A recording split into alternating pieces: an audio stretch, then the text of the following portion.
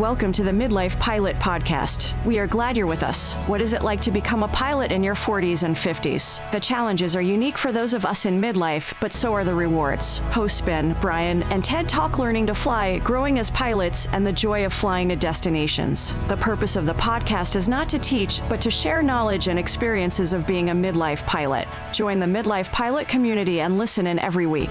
We are not CFIs or particularly intelligent, so if you want to learn how to fly, talk to anyone else other than the hosts of a podcast. Even this intro was too challenging for us, and we used a robot to do it. Okay, checklists are complete. Let's get the show started.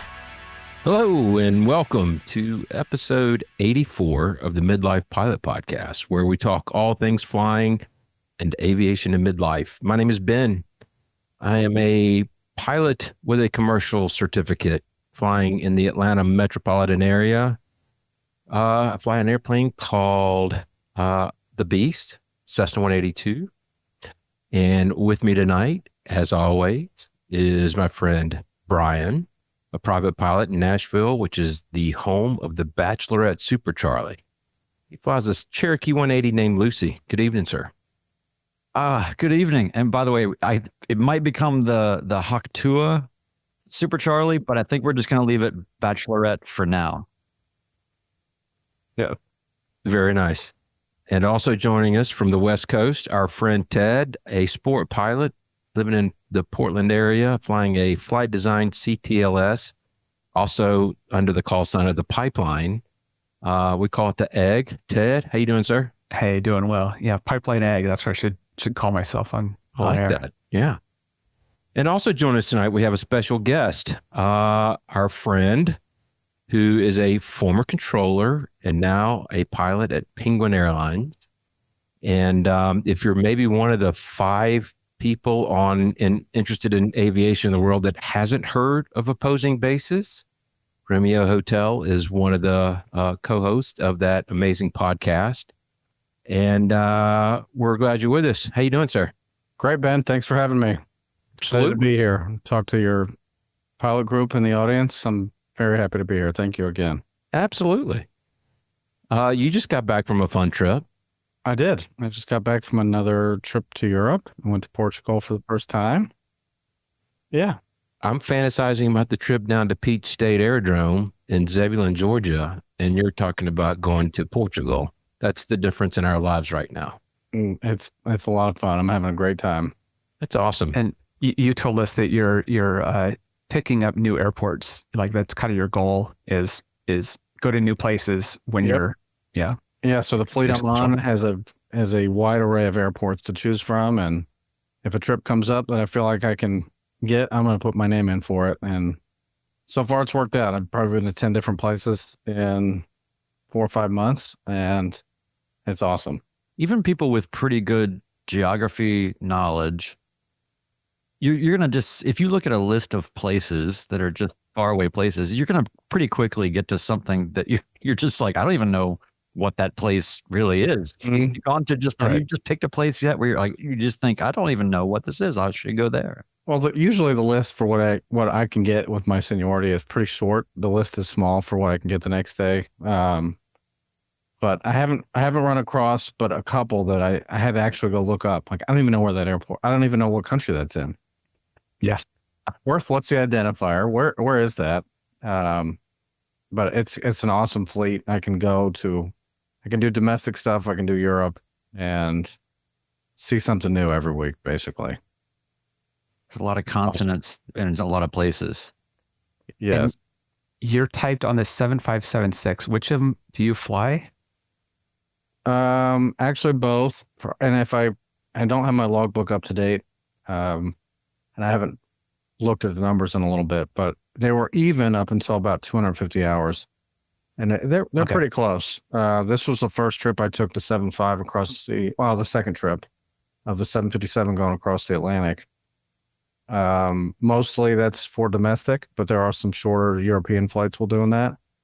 The majority of the European stuff is done by the 767 on my fleet. So, but we'll fly both.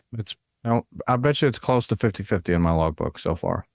Well, this is great. This is just me asking RH the questions that I wanted to know. So I think we have a podcast going on, but I don't. This is great. Well, I want to hear what exotic places you've flown to, Ted, and Brian, for that matter.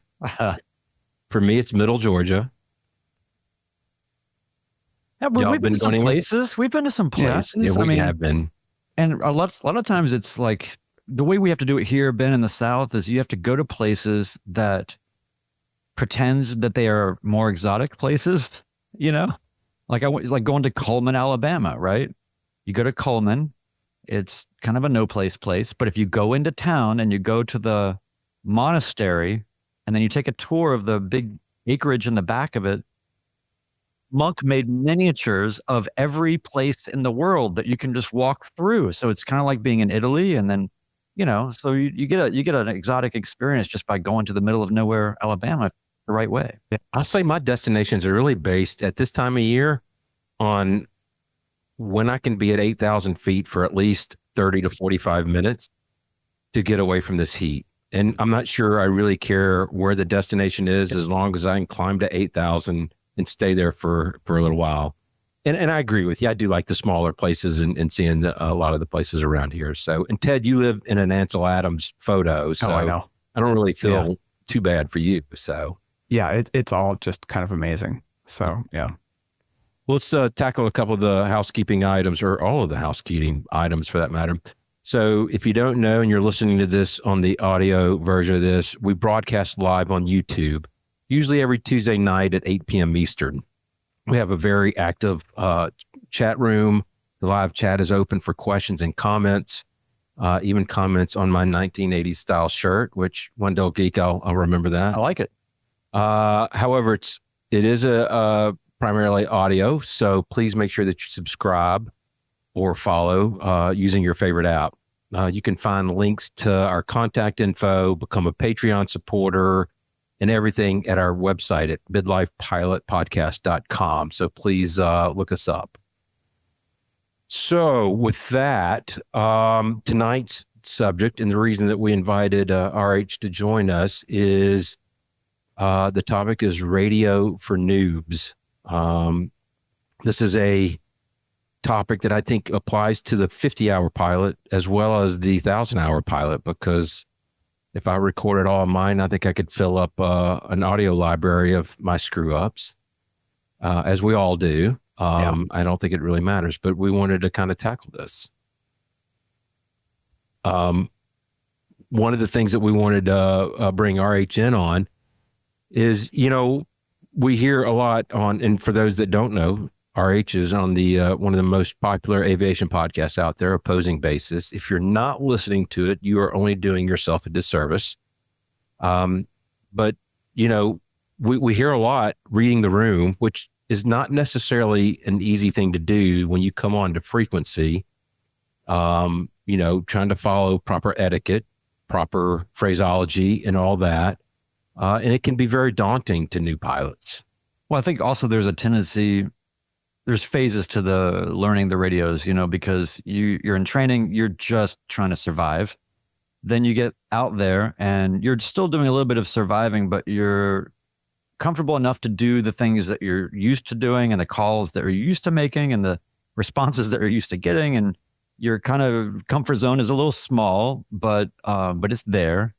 And you might be hesitant. The one thing I appreciate about what you guys do so much on Opposing Bases is really always reinforcing the idea that you shouldn't be afraid to ask for clarification or to speak up, and to not be bowing down in sort of an automatic complicity all the time. And that's part of becoming a pilot in command is, elevating yourself to that place. But it's hard when it's kind of like you going to Portugal. I don't really know the language, but but I kind of know enough to get around, So I feel like what's unique about this audience is whether this is the recent past for us or people that are right in the middle of it. I think what we're really touching on is that the nuances that are a little bit between the early training pieces of communications and the maybe deep dives that you guys often delve into, procedures and, the minutia of certain problem situations. We're in that spot where it's like, okay, how do you check in without being a problem, and you're so used to I'm just trying to press the button and do the things, right? So we were talking about reading the room. Ted, do you feel like you have learned to read the room? A little bit, I was so bad on the radio at first.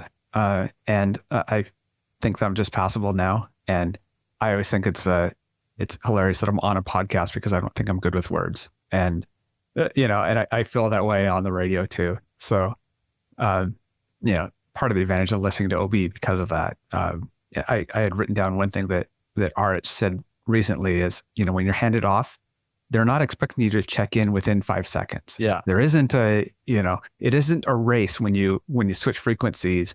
Even if the frequency's clear, you don't have to check, take your time. And that's been just little things like that have been handy. But Ben, RH, tell us. Yeah. Well, I want to ask RH something, and it's through listening to their podcast, and it's also 1,045 hours in a Cessna 182, talking to Atlanta Approach and talking to a lot of different controllers. The first thing is, as a new pilot, whether you're learning to fly from a non-towered airport or a towered airport, you almost get the feeling that I don't want to talk to ATC because they're too busy and they don't want to they're dealing with a bunch of Delta pilots and whoever else. I'm a little old bug smasher. They don't want to talk to me. RH, can you comment on that? And it doesn't matter if it's a Charlie, Bravo, Delta Aerospace. Can you touch on that for us? Well, first I'll kind of look big picture for your audience, newer pilots that are learning something new midlife. Everybody's been in the spot where they're learning this new language. It's English, but it's a different world of the way you speak and the way you conduct yourself, how you prepare for each time you hit the button. But everybody's been there, controllers included. So don't forget that. Everybody that is listening to you, what you think is the worst transmission of your life, they've all done that. Every single one of them has done that. So I think that's important to remember. When you talk about reading a room and whether or not it's a Delta or an untowered airport, a Charlie or a Bravo, this is where the read your room comes in. If you're just starting out and you're just getting your confidence level built up, don't expect that to be enhanced at a Bravo with controllers that aren't used to dealing with student pilots or low time, less than 200-hour pilots. They're not used to that. That doesn't make them incapable of handling you at certain times, but they're used to a certain cadence, a certain vocabulary, a certain set of skills that you don't have yet, and that's okay. At a Delta or Charlie, that's typically their bread and butter. That's who they're used to speaking to. So if you want to learn, immerse yourself as much as possible. And I would suggest doing that by, all the things you can get online. LiveATC.net is a very good place to have it in the background, just listening, cadence, language, rhythm, all those things while you're learning what to say when you push the button. And when you practice it at a non-towered airport, it's great. It should build up your confidence for talking to a Delta controller and a Charlie the first time you get your squawk, the first time you get the whole CRAFT, the whole craft bit. I think it's something to just rewind and pause. Everybody, including the controllers, has been in that spot where they feel, I'm stupid. I'm going to say the wrong thing. What do I say? I'm going to say, I'm going to screw something up, and they're scared to hit it, but you have to. Don't be afraid to reach out. Don't be afraid to ask for flight following. I think that's what you're getting at, Ben, is the controllers do want to talk to you. You do not have to be perfect, and you can enjoy it while it's happening. Don't get too wrapped around the axle about being perfect on the radio, because if you listen to enough of it online or go to enough places, you realize the controllers are not perfect either. And from a controlling perspective, you would rather be talking to that plane in your area than not talking to them, because you're going to know what their intentions are. I think that might be one of the, and things that people learn after, 40, 50 episodes of listening to our show. It's not to lip service. The controllers do want to talk to you. And we've never talked to another controller. Busy Class Charlies, busy Deltas, busy Bravos, centers. Not one of them has said, we don't want to talk to that VFR 1200 code. They do. You're in a place that you may not realize is somehow in the way of something else, a procedure or another airplane, and they do want to talk to you. They might not be able to all the time, but I think we're doing our part in getting rid of that myth that ATC doesn't want to talk to you because you're doing 100 knots at 3,500 feet. That's simply not true. It took me a lot of hours to realize it, but once you are on flight following enough, you realize what those advantages are when they have you stop a climb or stop a descent, because they're going to turn a 737 underneath you as they're climbing out, and they don't want to worry about you. Or when you've got the other Cessna that's oncoming, but they're talking to them, so they know they can put you close. And that's the thing I really notice is how wide of a berth you have to give somebody that's not talking versus that. One of the things that I struggle with sometimes, at least in this airspace, and I wouldn't say it's a radio fear or anything, but it is sort of a thing that creates hesitation sometimes, is I haven't been able to find a consistent approach for how you, just VFR flying, you have an assigned altitude and you need to start getting down, and you don't want to ask, so sometimes they will slam dunk you into John Tune from 6,000 feet, no problem. Luckily I fly a Cherokee, so it's just kind of fun. It's not a problem, but unless there's passengers. But there's just little nuances in the communication sometimes where as much as I feel even emboldened to sort of ask for what I want or what I need, the busier the airspace, the more I find myself shrinking in the mind of just complicity and just doing what I'm told. But this has amounted to a lot of problems for me early on, not being, you guys have talked about this a lot on your podcast, being able to be aware of where you are in relation to departure corridors and arrival corridors, and understanding that, yes, they want to talk to you, because you can't just be skimming around the Charlie. You could be in the worst possible place ever. And it's really hard for people like us who don't have awareness of how airline traffic work and how those planes, what altitudes are they climbing? How fast are they climbing? Or how fast are they descending? It seems like to us, geez, I'm 12 miles away from the airport. So clearly whatever's going to be happening I'm not going to be a factor here, but you actually can be directly in the way. How would you, speak, what would you say maybe RH about just how best to, it's sort of a twofold question, how best to sort of embrace your agency as a pilot, even when you feel like you're not maybe you're outsized by the environment. And then secondly, with respect to those things that can put you in a bad position, it's always going to be talking so that they can tell you that you're in a bad position. That's better. That humiliation is fine. It's better than dying.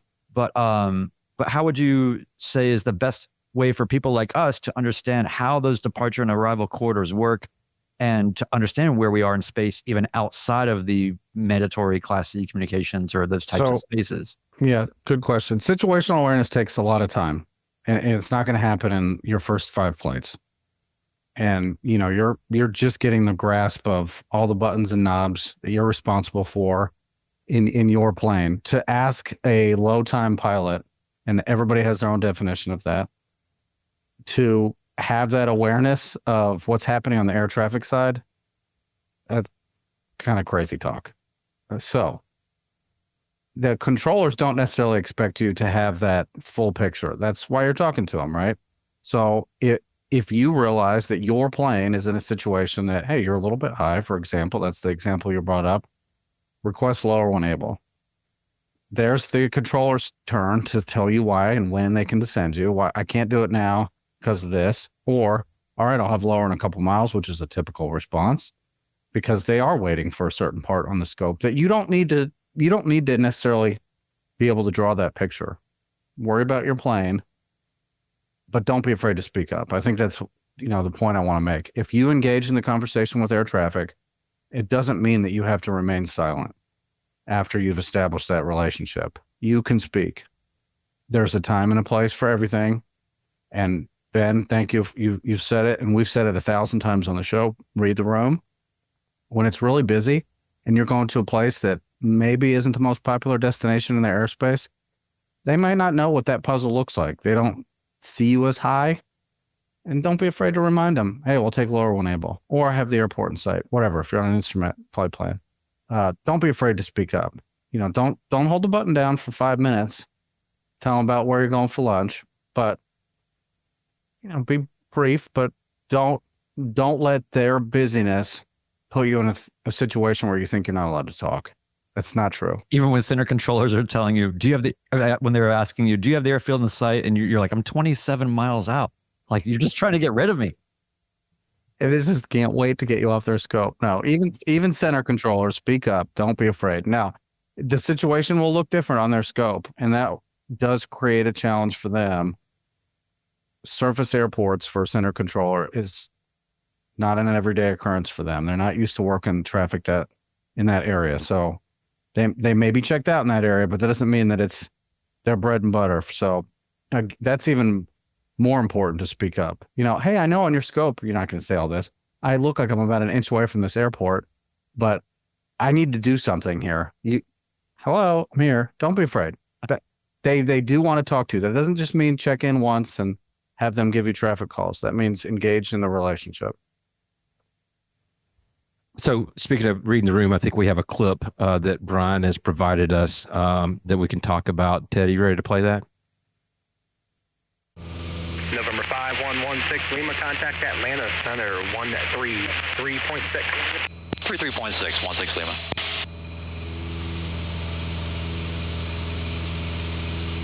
Somebody else checked on who.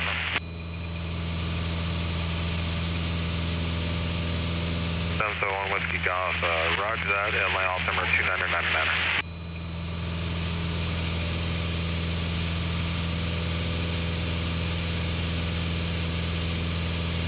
Atlanta Center, Cherokee, November 5116 Lima, 4,500 climbing, 7,500. All right, there's a couple people checked on. 827 Charlie Mike, Knoxville approach 123.9er. Knoxville 23.9er, 827 Charlie Mike. Allegiant 1432, Atlanta Center 12437.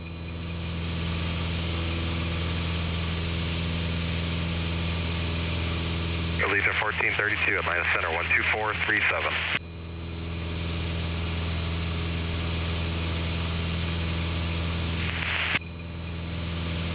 Thank you. Or 5116 Lima, you checked on? Affirmative, 16 Lima, 4,800 climbing, 7,500. New code for you, squawk 2543. 2543, 16 Lima. Oh, I hope you're going to let me talk. Oh, yeah.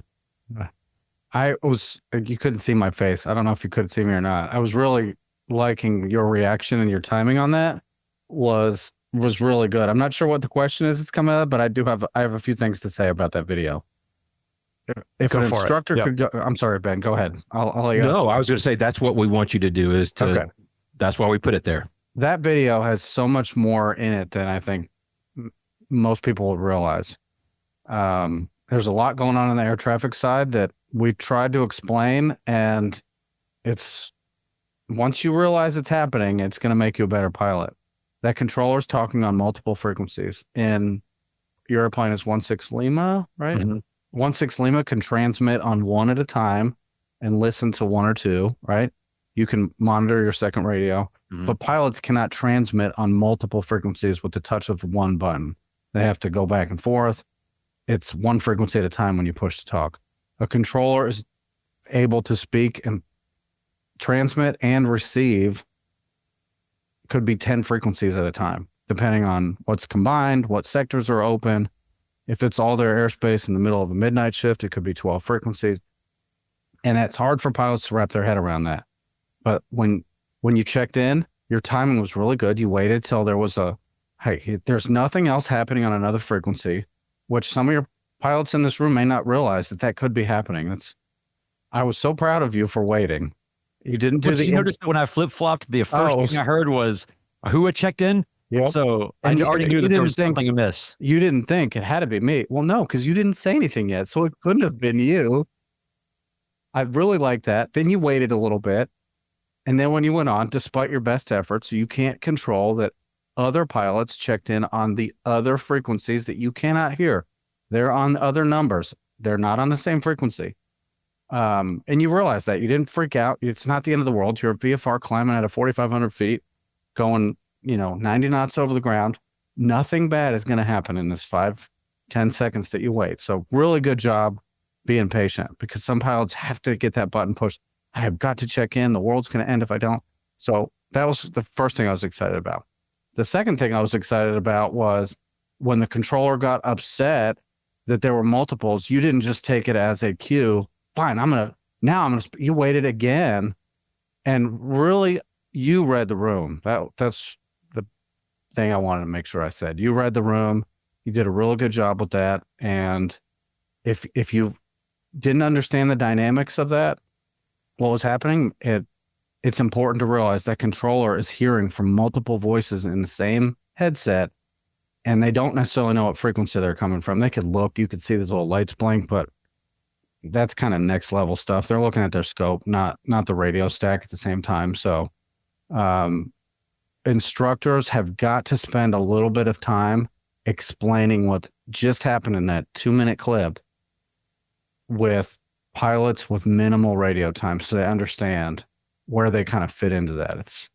That was complex and it looked simple, but there was a lot going on. Yeah, I appreciate that very much. And it's definitely a thing where there's these if you really analyze that whole communication, there's sort of an early stage challenge, then a middle stage challenge, and then there's a latter stage challenge, in that you're being challenged to not have the instinct to call again, or to say, because the hardest part for that, the restraint really in that call for me was, I never knew that he heard me ever at that point, because he was saying, okay, I got a bunch of people checking in. And then he's, and then obviously then he's going on with Allegiant for, who's obviously MIA, so I can feel the blood boiling there. So I'm sort of taking that temperature while that's happening. But then, but there's just the point where he actually came back. I was actually surprised when he said, 5016 Lima, was that you checking on? But that was kind of the reward. It was a reward. And I felt excited as you did when it finally happened. When he came to you without you saying, I'm here again, proves what we're trying to explain here, right? Be patient, understand where your airplane in that scenario fits in. And something we haven't talked about yet is maybe a minute before you checked in, he took that handoff. He knows you're eventually going to check in. It's not who is that? He knows you're coming. He took that handoff from somebody, and you're on his to-do list. But not the end of the world if you don't communicate the second you switch that frequency. So he was looking for the Nordo Allegiant. It's really what he's doing. Yeah, really, really good job. You let him deal with the other stuff at the same time, and you didn't lose your mind over it. It gave you a different squawk, which confuses people too. That happens when you go from center boundary to another one more often than not, actually. Really, really good job. I'm not sure who you were flying with, if it was a non-pilot friend in the airplane, but pilot also. Okay. Hopefully you both kind of talk to each other about that, and there was a lot going on. Good job. Appreciate it. So I want to get to One Dull Geek's comment, but sometimes I've heard pilots say that they perceived that the controller is mad when multiple people, and there's no way as a pilot that I know that he's hearing somebody else on a different frequency. And I think it's more times than not, the controller is just letting everybody who he's talking with know that multiple people are talking to me at the time. He may sound annoyed, and because he probably is, okay, but not specifically at you because you called in. You know what I mean? And I think some people kind of take it that way. So, One Dull Geek, your question is kind of nuanced. They can hear multiple pilots, but they're not like the squeal sound when you hear multiple pilots on the same frequency. Imagine walking into your kitchen and having a TV in the kitchen, a TV behind you at the living room, and one in the hallway you were in. They don't squeal. You just hear them all. They're all going into the same place. So that's sort of what the frequencies are. There's no priority given. There's the stack of comms that the controller has available doesn't prioritize them. It doesn't try to play them in different. They're just all happening at the same time. Now, if the controller just took 3 handoffs at the same time from 3 different places and 3 different sectors, they're all going to check in at the same time. And we've talked about that too. Some of it has to do with controller frequency management.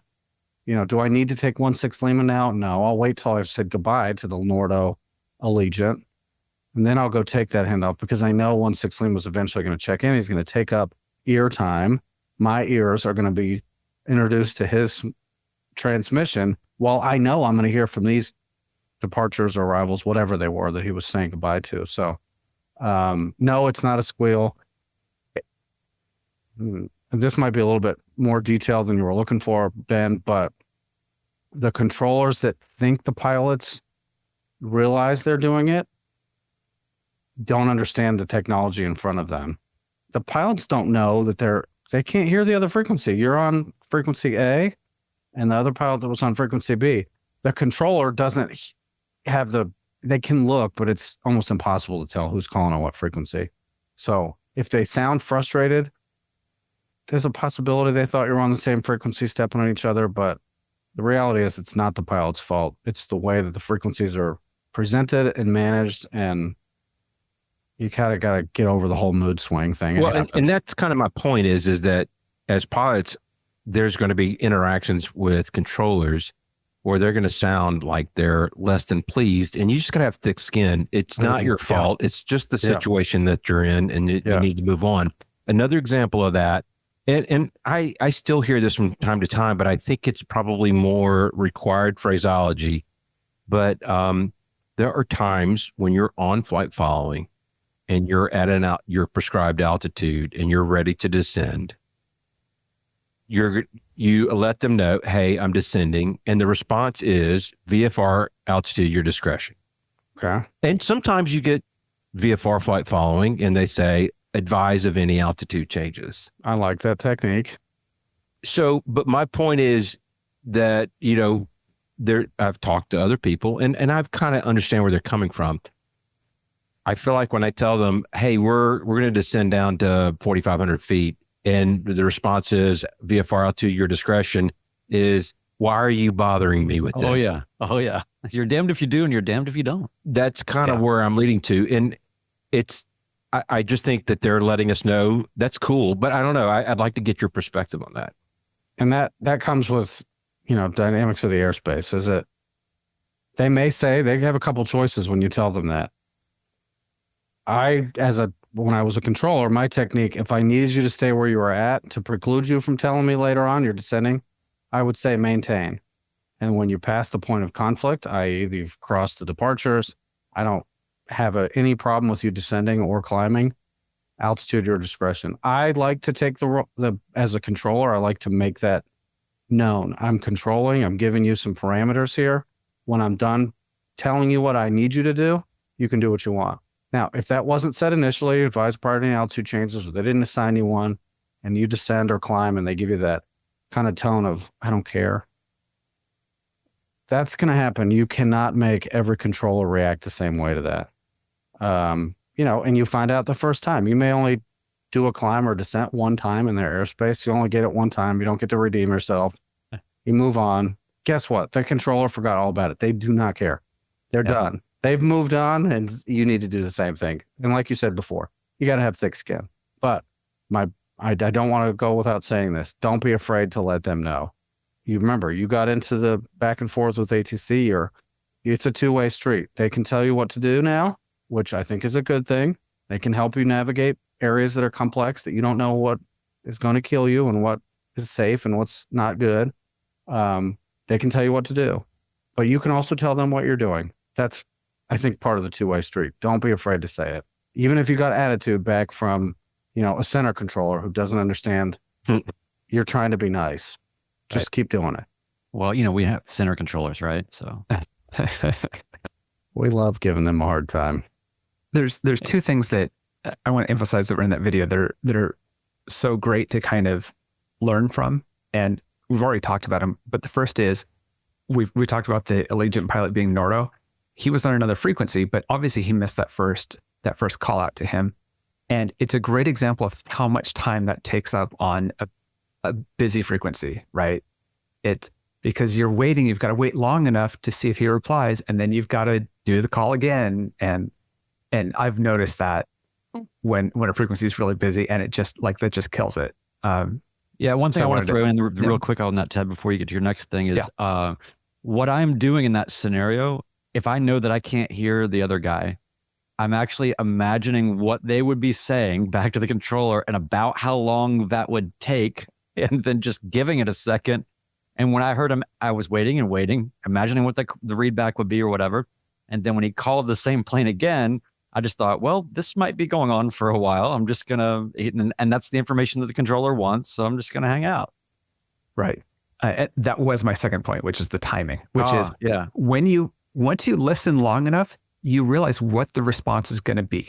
And when you're just checking in and you're given the barometer setting, you know that they're reading it back and saying Allegiant 1, 2, 3, 4, and they're done. And you don't even have to hear them to know that's what it is, right? And if you're in a hurry, if you need, you're not just on a long cross country and you want something, you know how long it takes where you can pop onto the frequency. That's that like Pilot Pro move thing, right? Of playing that back and knowing what that's going to be. And I've noticed the more you do that, the more you notice the calls that deviate from that, and which is always kind of fun. Yeah, the other I picked up on that practice again from opposing bases is that Me too. When I hear the PTAC and he's on a different frequency, I know, which I usually struggle with very much, but I know that it helps me with the timing of my next transmission. And again, if you're a 50-hour, 100-hour pilot, this is not something that's just going to get into your head by osmosis. You've got to subject yourself. And I did listen to a lot of live ATC, and I would find Charlie airspace because you would get the PTACs, you would get the landing clearances. There's a lot, that you can get from general aviation in a busy airspace as opposed to listening to the Grits Bravo or the Atlanta Bravo. It's the same thing over and over again. It's really hard to pick up on something new. Yeah, and I thought of that a few minutes ago, Ben. I wanted to focus on that for a second. For those that do want to listen online and, pick a random Bravo airport, that probably isn't the best idea for a place to learn on what type of interactions a VFR, IFR general aviation airplane is going to have below 8,000 feet. Find a Delta or a Charlie with good comms online and listen to ground, listen to clearance, listen to the tower. You may not be able to hear all the pilot transmissions depending on where their receiver is for the site that's recording it, but you can glean a lot from. I agree with you, Charlie's. There's more variety, I think, for GA. But if you just tune in to JFK, you're going to hear the same 20 things the whole hour. That's all they're going to do. There's going to be no variety at all. You're not going to hear a student mess up and see how that gets navigated. You're not going to hear any of that stuff. So try to find a Charlie or a Delta. You're going to get more. Yeah, I listen to Chattanooga and Birmingham a lot, and Awesome. I do listen to Greensboro when it's running. And just as a quick clarification, I mentioned that the acronym PTAC that's given on an IFR instrument approach. It stands for position, turn, altitude, and clearance. How did it? Very good. And it's required in that order. It sounds a little bit different depending on where you go. It sounds really different in my home airport right now. The controllers are a little bit loose with that, but in instrument training, that's enough to sink your battleship. It's tough to read that back. It's tough to understand what's happening. That comes with time. But you mentioned it. If it's early in the day and they're combined frequencies, the controller just read 5 miles from Brand, turn right heading 200, maintain 3,000 till steps and localize with cloud ILS 23 left. Took them a second to say that. It's going to take even if it's not perfect, it's going to take about that time or more for the drooling instrument pilot to read that back. And it's not your time to key up and say, we're 45 miles away at 4,500 feet looking for flight following. Just wait a second, chill out.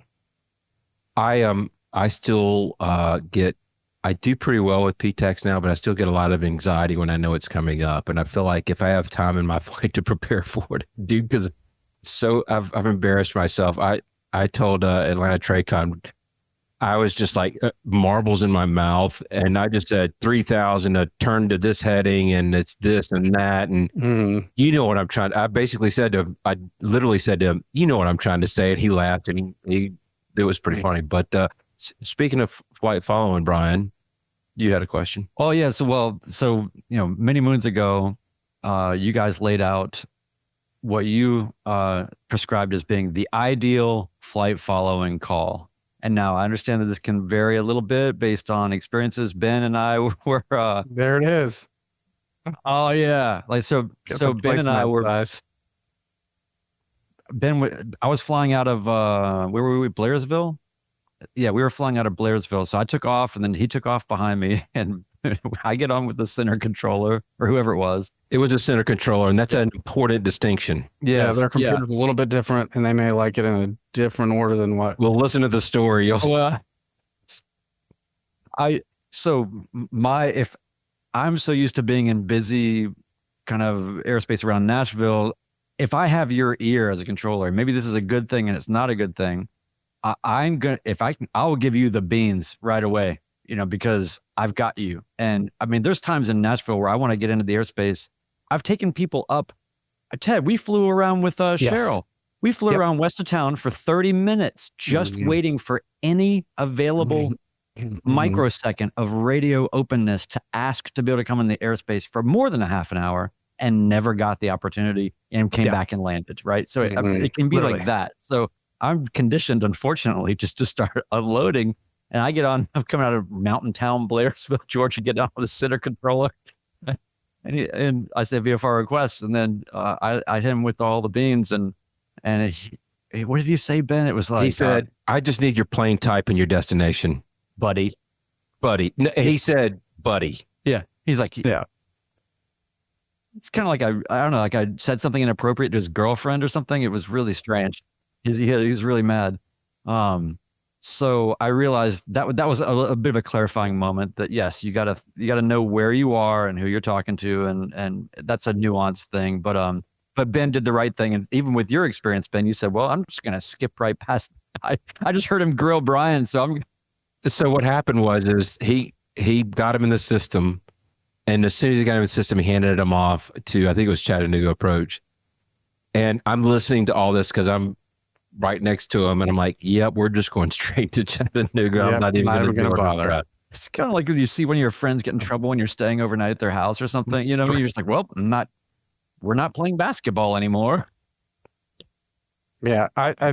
This answer is a little bit more complicated than I think some people. They want a simple canned answer for every situation when you introduce yourself and say what you want. And it isn't that simple. It's different with a center controller. It's different with a Charlie that's busy at Nashville. They should be a Bravo. There, I said it. Oh yeah. It's different than a Delta control that you're checking in, and that's what they're waiting to hear is November 123 10 North Delta full stop. That's all they want to hear.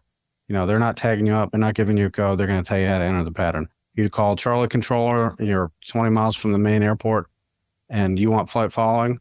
I still endorse this. I think AG does as well. I am perfectly fine with you doing a call, introduction, November 123, and wait for them to call you back. That means they've given you the time you need. And then when you speak back up, you're in the chat, you wrote the ideal call. You've given the controller a chance to call you back. They're ready to type. November 123, Blairsville, flight following, wherever. I don't know where you were going. Chattanooga. Cherokee, 3500 on key. They type it in that order. They type your call sign, a space bar. It's at the bottom of that awesome keyboard. They type in a 3-letter identifier, a VOR of where you are, a character in between, where you're going, space again, aircraft type, which is 4 letters on their keyboard, space again, and then three number altitude, 035, 045. And it's in that order. When they hit enter, it's going to generate a strip. It's going to give them a code to read to you.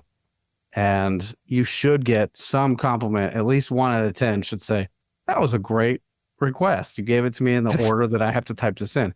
What happens a lot of the times, though, is, hey, November 123, we're a Skyhawk at 3,500 feet. We want to go to Chattanooga. We're over Blairsville. Well, it's totally backwards. Yeah. And now I have to remember that, which seems like an eternity for a controller to type. Yeah. So now we're piecing the puzzle back together backwards. It's actually pretty difficult. We can't clear things, and it's not like a normal interface. We're talking basic DOS input here. Yeah. Yeah. Well, the thing too is that, so what I've been doing that may be not ideal is I'll refer to myself as Cherokee and my call sign and all that, but I'll actually finish the call with PA28 because it seems like they always forget. And I think I even heard you say once, it's like, by the time I'm really dialed into what you're saying, I very well might have missed what you said you were. And so I don't know. So sometimes I finish up with that. And so it's sort of like beginning with type in a looser way and then finishing with specific type. Is that goofy? That's probably not going to mess them up if you gave it to them in the order in between. But they've probably already passed that part of the script they're typing. Yeah. Of the type. Or they're stalled there for a second. And then if you set it at the end, it's like, I was guilty of it.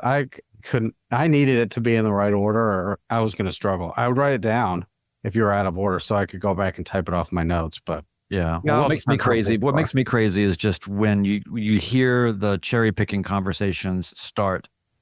And sometimes I feel like controllers actually create that problem for themselves. You know, they do. Where they'll come back and be like, well, what is your destination? As opposed to just saying, what is your destination type? Right. So then it becomes like a piece by piece thing. And I start to feel like an angry controller. So like this could have been done already. But it's hard. It's hard. You know, there's other things going on in the background too. They may be waiting to give, Ben a PTAC. Yeah. They found, a 30-second window where they have an opportunity to ask you all this stuff. And so the clock is ticking in their brain. They may have a controller checking in because they had to check in. So they blocked another frequency. You didn't hear that. You'll never hear that frequency. So you got to give them the breathing room. But that's why I completely endorse introducing yourself and letting them call you back, because when they make that call back to you, they should be ready to comprehend and digest what you're about to say. So that was the other thing that I wanted to touch on, is because there seems to be a minor debate on whether to do the cold call or whether to go in with the full Monty. And again, it's reading the room. If I'm in South Georgia and there's some frequencies on Atlanta Tracon or Jack's Center, it's going to be quiet. I'm going to go in full bore. Here's what I want. Here's what I'm going to do. But especially if I'm in Atlanta's, the Tracon or Center's airspace, I'm going to do the cold call. They may get slightly annoyed, but it's going to be less than if I gave them everything I needed when they were trying to do it. So I'm trying to pick the lesser of two evils. Yeah. That's a good point.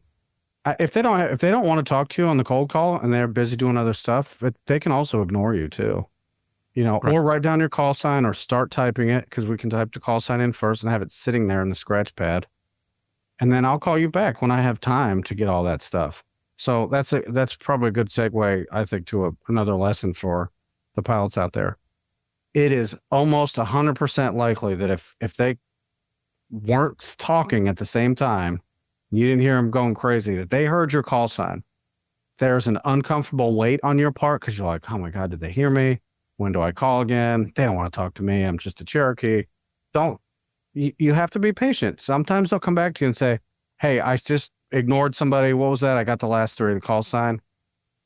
That patience to wait for that goes a million miles with the controller. Thank you. They're thanking you by coming back to you. Hey, thank you for not keying in 10 more times to tell me what you wanted. You heard me busy. I appreciate that. Now I have time. And they could honestly forget about you too. So if you hear a big lull afterwards and you're confident that there's time, key up again and act like it's the first call. Don't give them the tone like this is my second or third call. That is not going to help you. I want to give some defense of do you cold call or do you give the full thing? No matter what you do, you're going to be wrong. There's probably a good argument for making the cold call as being the nicer of the two, but whatever. It seems like there's no way to know. Reading the room, you can kind of get an idea of that depending on how busy it is. The other thing is, man, if you're a newer pilot, don't worry about the order of the information you're giving.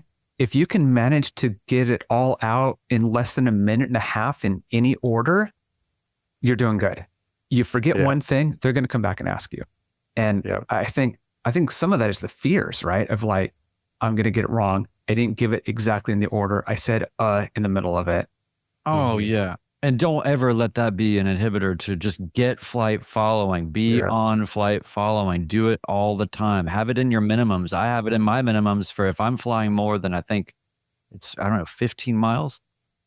I'm on flight following all the time. And that will help you become a much better pilot, much faster, and don't be, and I know the people that trained, especially in maybe more rural areas, it's a very different dynamic and it seems more daunting, or it feels like you're kind of under some authoritarian rule that you're being, sort of oppressed. It's not that. It's actually a massively beneficial thing. And I can't tell you how many times I've had planes come very close to me that I'm so glad I kind of had an idea of what was happening, because I don't know. There's just a million things where I would have put myself in a really bad position, especially early on, had I not had them guiding me essentially and putting me in the right place. Why don't we get to the second clip and we'll hammer that one around. All right. Let me play. This is flight following from Brian. Memphis Center, Cherokee, November 5116 Lima, VFR request. That's November 5116 Lima. Affirmative, Cherokee, November 516 Lima, just off of Upper Cumberland, Sierra Romeo Bravo, like flight following to Romeo Hotel Papa, 3,300 climbing, 7,500 PA28. November 5116 Lima, squawk 1607. 1607, Lima. November 5116 Lima, radar contact 4 miles east of the Sparta Airport, Sparta altimeter 3004, maintain VFR, and you said you're going to Romeo Papa Hotel? 04, position altitude checks, affirmative, Romeo Hotel Papa, 16 Lima. And verify your destination again for me. Romeo Hotel Papa, destination for 16 Lima. Roger, Romeo Hotel Papa, I put it in backwards. Maintain VFR. VFR 16 Lima. What was the squawk again in that? Because there's actually some more to that too that's happening. Might be a little more complicated, but was it a local code? It was probably a local code. I think it started with a 0.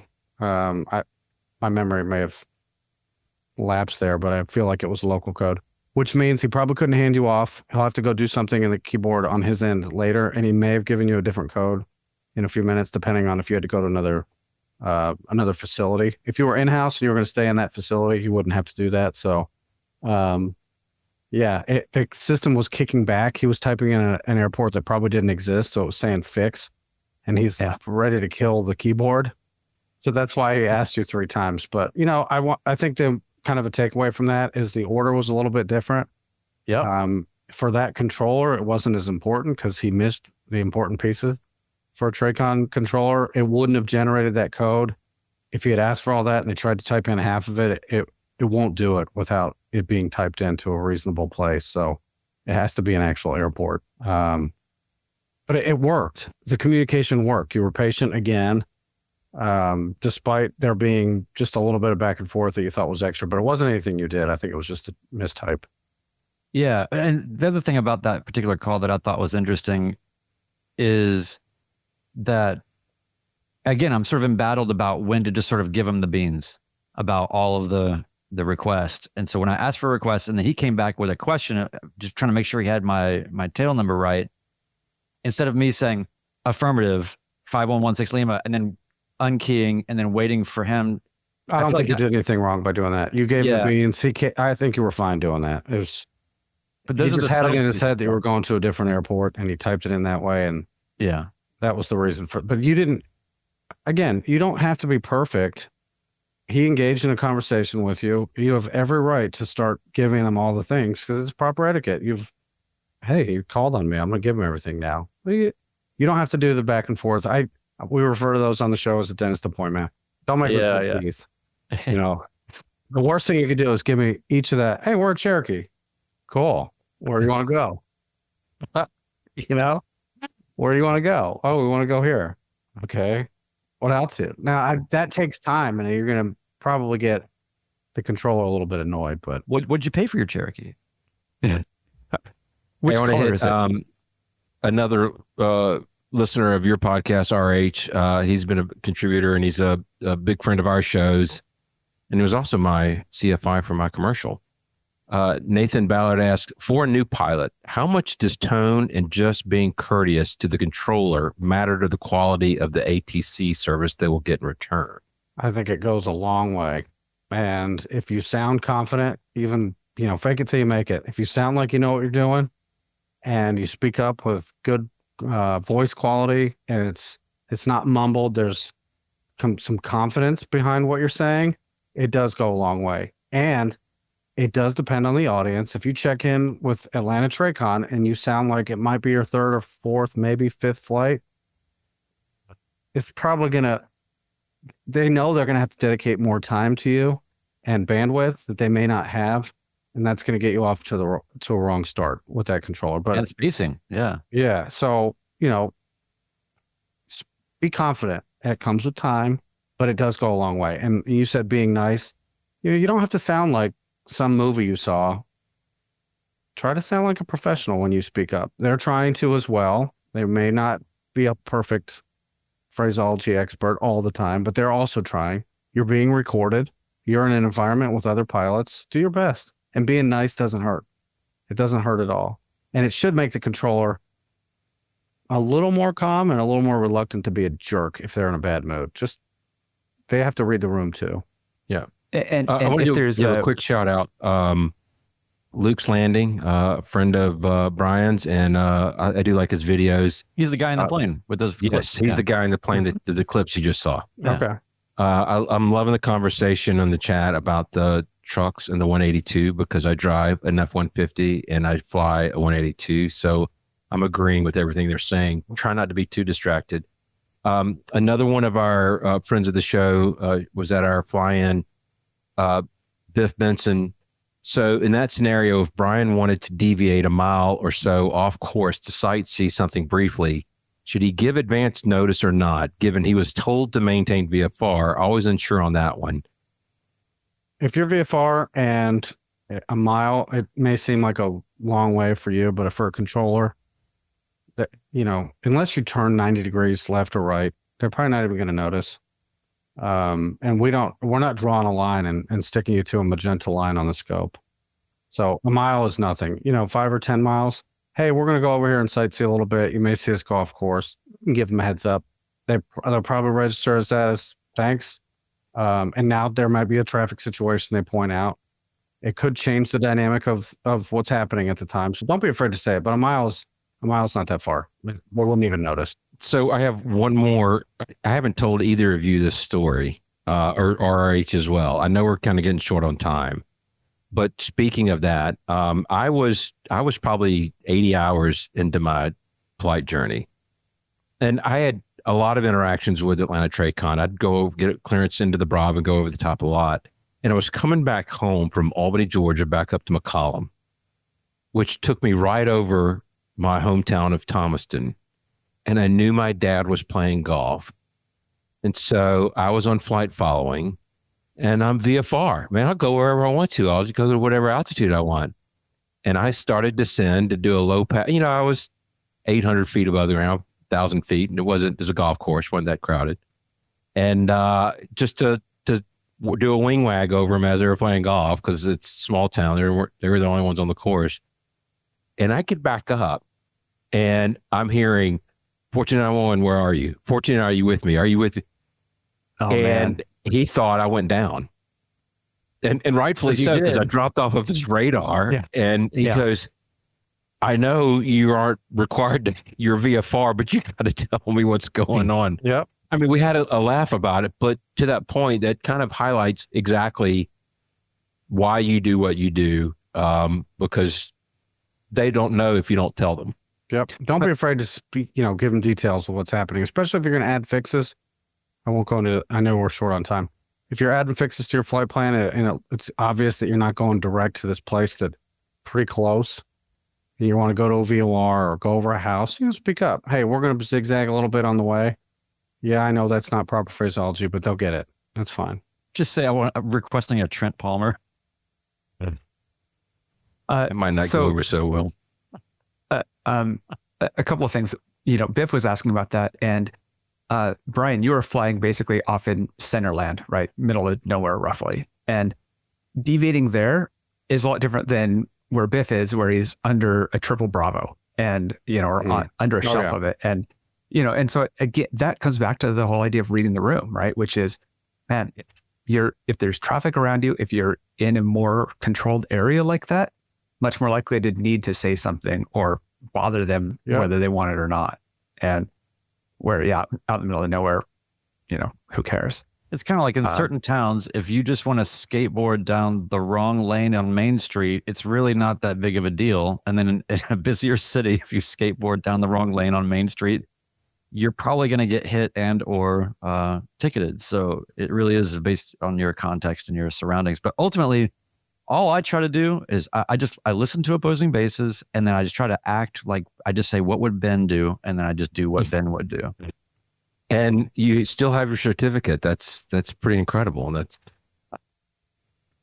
RH, man. We really appreciate you joining us tonight. And honestly, for all the support you've given us through your podcast, it really does mean a lot to us. Yeah.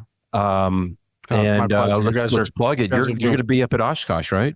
Oshkosh on July 27th. We'll be there for a live show at 10 a.m. at AOPA. Come check it out. And if you give me one more, do I have a minute? Can I say something to your absolutely audience? I think you guys picked an awesome hobby, and maybe you didn't realize what you're getting into until your third or fourth flight, but you're sticking to it. And being a pilot's great. You're going to feel like you're learning forever. Each one of these new airports, I feel like I'm a private pilot again. That never stops. So if you're waiting for that flight where you feel like the pro, keep waiting. Just keep learning. Every time you go up, try to make each flight better. Try to make every transmission better. Impress your flight instructor, but learn something. And, good on you for tackling this in midlife. So, and thank you again, guys, for having me. And speak of Trent Palmer, who is a fantastic pilot, there's an example of a great pilot who never goes into controlled airspace. He has a recent video where he was doing something weird, which is landing inside the Charlie on a non-airport surface. But he's not comfortable on the radio.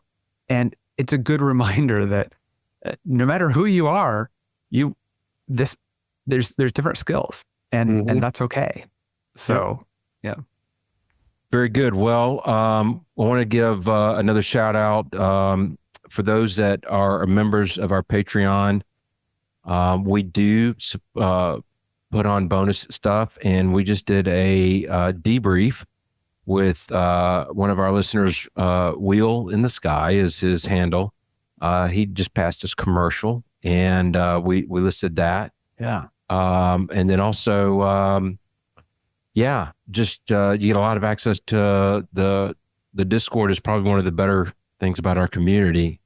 Despite us, there's a lot of support on there. So in spite of us. That's exactly right. Listen, we appreciate everybody for listening. It's been a great conversation. Join us on Patreon. Send us a PayPal drop. You can contact us at midlifepilotpodcast.com. Send us some feedback. We'd love to hear from you. For that, gentlemen, anything else for the good of the order? It's good. You guys are crushing it. You guys are really doing a great job. I like what you're doing, and I think the conversation needs to keep going. Don't worry about the show topics. They're going to come naturally. You guys are hitting all the points people need to talk about. And they Thank you very much. They just want to hear you guys talk and tell your stories. That's all it comes down to. And you've got a good audience that you're building. So congrats on that. Thank you. Yeah, so until next week, that's a wrap for episode 84 of the Midlife Pilot Podcast. We'll look forward to hanging with you guys next week.